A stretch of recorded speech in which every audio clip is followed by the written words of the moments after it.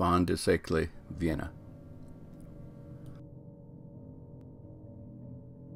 Proving ground for world destruction. Patrick Downey, Professor of Philosophy, St. Mary's College of California.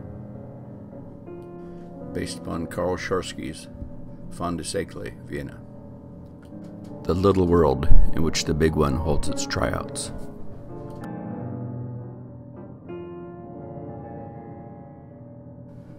For example,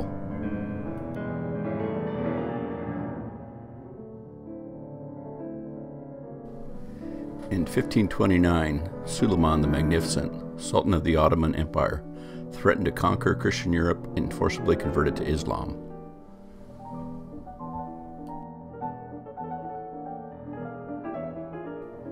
Providentially,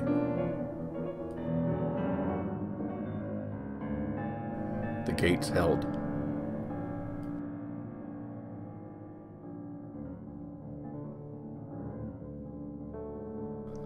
The gates of Vienna proved the high water mark of Islamic civilization.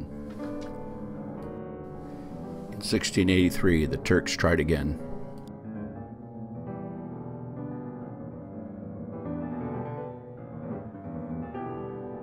On September 11th, sneaking up from behind through the Vienna woods, John Sobieski broke the siege. By 1848, there were no gates to defend. The enemy now came from within.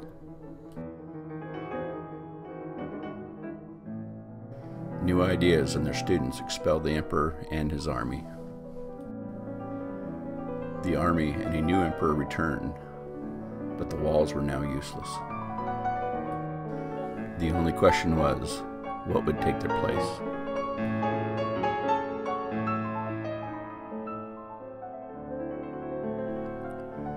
The answer was the Ringstrasse.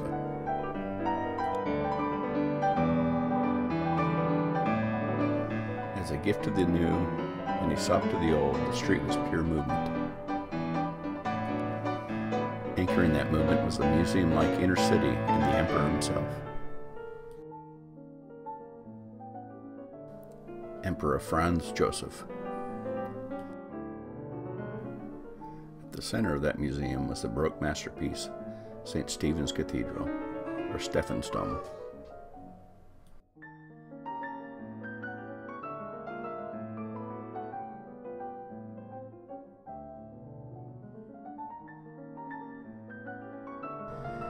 Inner city Baroque organized space to carry the viewer to a central focus.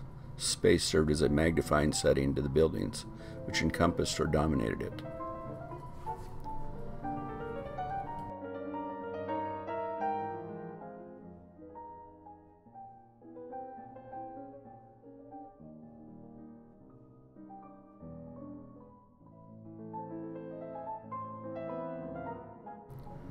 The Ringstrasse designers virtually inverted Baroque procedure, using the buildings to magnify the horizontal space.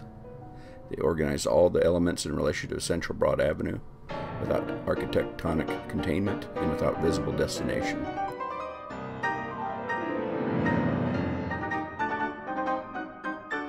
The street, polyhedral in shape, is literally the only element in the vast complex that leads independent life, unsubordinated to any other spatial entity.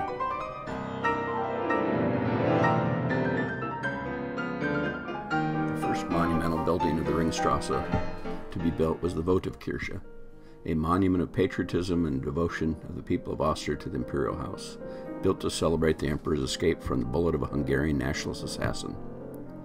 The Votivkirche expressed the unbreakable unity of throne and altar against what Vienna's archbishop called at the Cornerstone Lane ceremonies the mortally wounded tiger of the revolution. Yet it was that tiger, the tiger of liberalism, that was to dominate the architecture of the rest of the Ringstrasse. In Austria, as elsewhere, the triumphant middle class was assertive in its independence of the past in law and science. But whenever it strove to express its values in architecture, it retreated into history. The Rathaus Quarter exemplifies the pluralism of architectural styles and its ideational significance. They represent, as in a windrose, liberalism's value system. parliamentary government in the Ringstrasse building,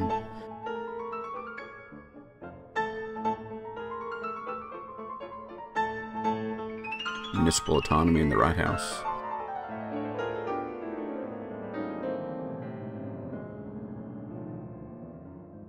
higher learning in the university, and dramatic art in the Burgtheater. Each building was executed in historical style felt to be appropriate to its function. To evoke its origins as a free medieval commune, now reborn after a long night of absolutist rule, liberal Vienna built its Rathaus in massive Gothic. The Burgtheater, housing the traditional queen of Austria's arts, was conceived in early Baroque style, commemorating the era in which theater first joined together cleric, courtier, commoner, and a shared aesthetic enthusiasm. The Renaissance-style university, in contrast to the Burgtheater, was an unequivocal symbol of liberal culture. Not Gothic, but Renaissance was the style chosen.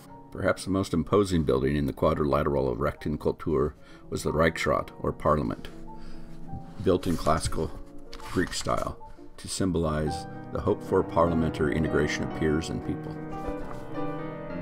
The statuary gracing the ramp betrayed the degree to which Austrian parliamentary liberalism sensed its lack of anchorage in the past.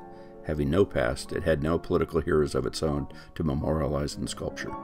Finally, Athena was chosen as a central symbol to stand at the front of the new building. She was an appropriate deity, too, to represent the liberal unity of politics and rational culture, a unity expressed in the oft-repeated Enlightenment slogan, Wissen macht frei, knowledge makes us free. Despite her grand scale, Athena is no more able to dominate the scene than the Reichsrat. She stares stonily across the windswept center of life, the Ringstrasse itself. One young provincial, Adolf Hitler, who came to Vienna because, as he said, he wanted to be somebody, fell under the Ringstrasse's spell. From morning until late at night, he wrote of his first visit, I ran from one object of interest to another, but it was always the buildings that held my primary interest. For hours I could stand in front of the opera. For hours I could gaze at the Parliament.